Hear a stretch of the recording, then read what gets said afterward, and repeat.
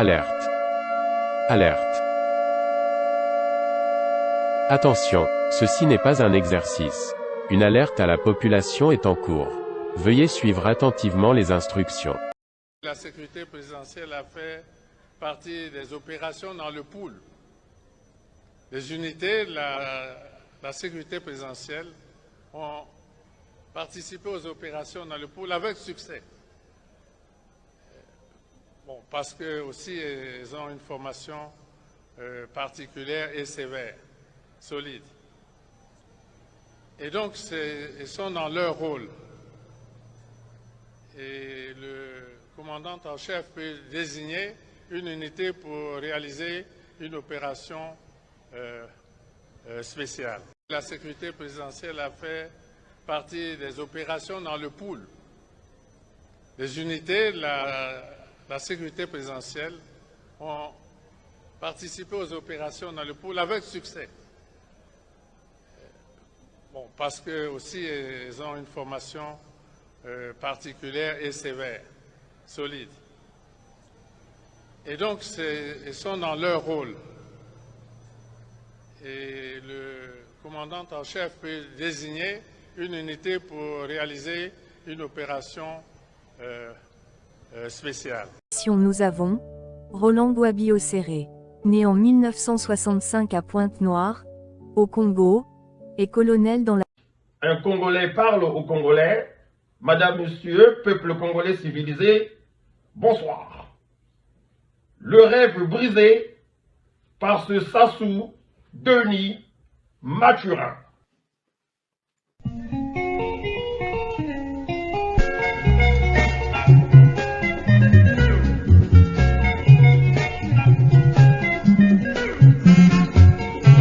D'où venait-il finalement, ce type qui n'a aucune once d'affection pour le peuple congolais?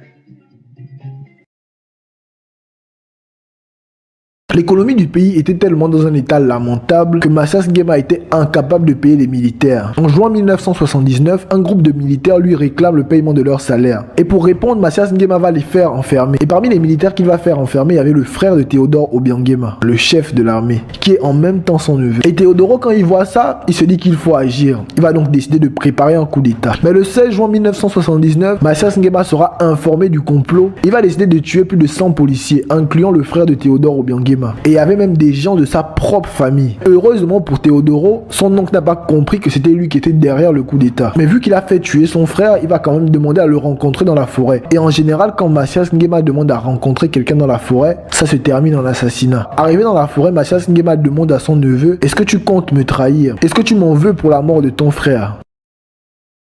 Un homme qui dans le pays est armé, a des troupes à sa disposition, est aujourd'hui auréolé d'une certaine réputation positive pour les uns, négative pour les autres, donc le général Serge Oboa, un homme puissant est en train de naître dans le pays. Il avait les moyens déjà. Maintenant, il est visible. Il faut se poser la question dans une analyse de sciences politiques et sociales à ce moment. Qu'est-ce que ce phénomène prépare pour l'avenir? Quand vous avez un homme comme ça qui fait irruption dans la société, qu'est-ce que ça prépare pour l'avenir? Faisons une lecture historique. En Guinée équatoriale, l'ancien président de la République, Mathias Nguema, l'oncle de l'actuel président Obiang Nguema, nomme Obiang Nguema chef d'état-major général.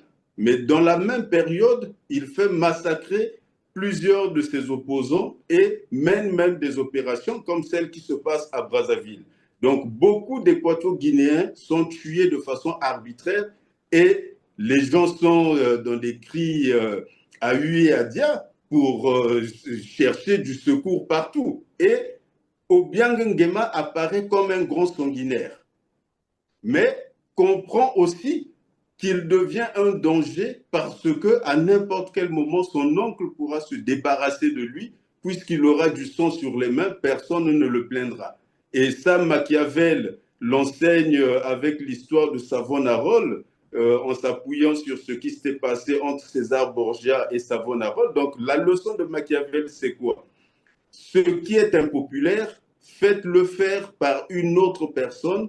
Comme ça, cette personne attire sur elle tout ce qu'il y a de négatif. Ensuite, quand vous vous débarrassez de cette personne, vous apparaissez comme un salvateur, mais vous réglez deux problèmes à la fois. Vous avez réglé le problème criminel, laissez-moi finir, vous avez réglé le problème criminel et vous vous êtes débarrassé en même temps d'un sanguinaire devenu impopulaire. Que fait Obiang Nguema? Il renverse son oncle avant que son oncle ne le sacrifie. Ici, nous avons Monsieur Sassou Nguesso, qui est l'oncle de Serge Oboa. Une course de vitesse va s'installer entre les deux parce qu'ils ne pourront pas survivre à cette situation, tous les deux. Il faudrait que l'un des deux puisse se débarrasser de l'autre. Donc, on ne sait pas, est-ce que le scénario se passera comme on a vu en Guinée équatoriale? Est-ce que c'est Sassou Nguesso qui va exécuter la leçon de Machiavel, donc se débarrasser de son neveu? Est-ce que ce neveu-là, avec la puissance qu'il a aujourd'hui, va se laisser faire? Voyons qu'au Gabon, son homologue a pris le pouvoir, au Niger, son homologue a pris le pouvoir, en Guinée, son homologue a pris le pouvoir. Donc, je me dis qu'il est possible que nous soyons là dans un épisode d'accélération de l'histoire.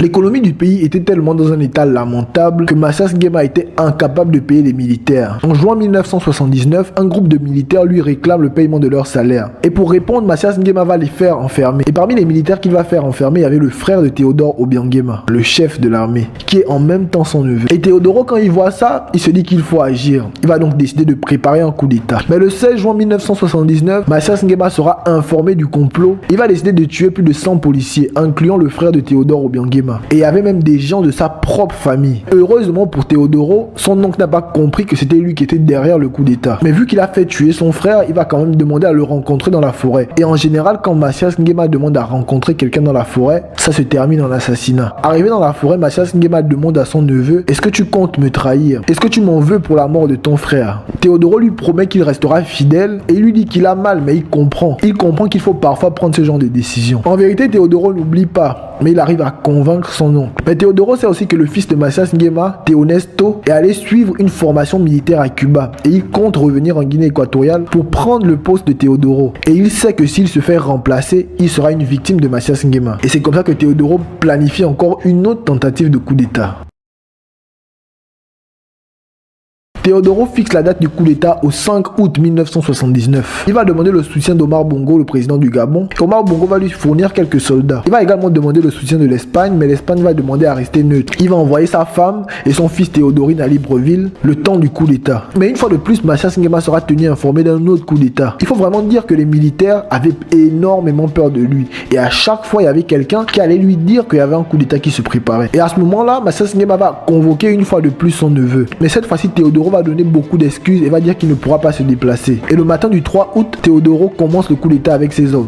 Et le même jour, ils auront la même mise sur Malabo, la capitale. Et ils vont au passage libérer tous les prisonniers de Black Beat. Et vous imaginez, la plupart de ces prisonniers vont se ranger du côté de Théodoro pour faire tomber Mathias Nguema. Mathias Nguema va demander à ses soldats de Bata de contre-attaquer, mais la plupart vont se ranger du côté des putschistes. Le 5 août, les hommes de Théodore Obiang Nguema ont quasiment pris le contrôle de tout le pays, malgré les affrontements qui vont faire près de 400 morts. Officiellement, Mathias Nguema n'est plus le président de la Guinée équatoriale. Et le nouvel homme fort s'appelle Théodore Obiang Nguema Bazogo. Et l'Espagne, l'ancien pays colonisateur, va être le premier pays à reconnaître le nouveau gouvernement équato-guinéen. Et Mathias Nguema, lui, sera toujours en cavale, recherché par les putschistes. C'est seulement le 18 août qu'il sera capturé en forêt, alors qu'il tentait de fuir vers le Gabon. Il sera tout seul, complètement abandonné. Il sera emprisonné à la prison de Bata, attendant son procès. Et quelques jours après, des militaires seront arrêtés pour avoir tenté de faire un autre coup d'état pour remettre Mathias Nguema au pouvoir. Le 29 septembre 1979, le verdict tombe à 12h. Mathias Nguema est condamné à la peine de mort. Et il sera exécuté par des policiers marocains parce qu'aucun militaire équato-guinéen n'a accepté de le tuer. Ils avaient tous peur. Et pour vous dire, beaucoup d'Équato-Guinéens ne s'approchaient même pas de Mathias Nguema alors qu'il était en prison. En fait, pour la plupart, ils avaient peur de ses pouvoirs surnaturels. Mathias Nguema sera exécuté et enterré dans une fosse commune. À l'heure où je vous parle, Théodoro Obiang Nguema Bazogo, le neveu de Mathias Nguema, est toujours président de la Guinée équatoriale. Et malgré le fait qu'il est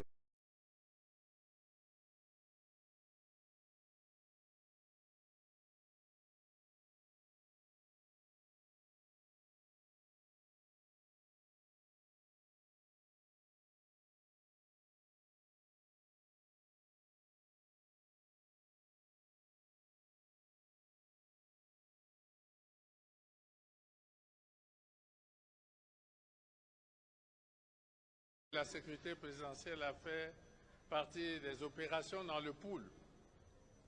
Les unités de la sécurité présidentielle ont participé aux opérations dans le pool avec succès.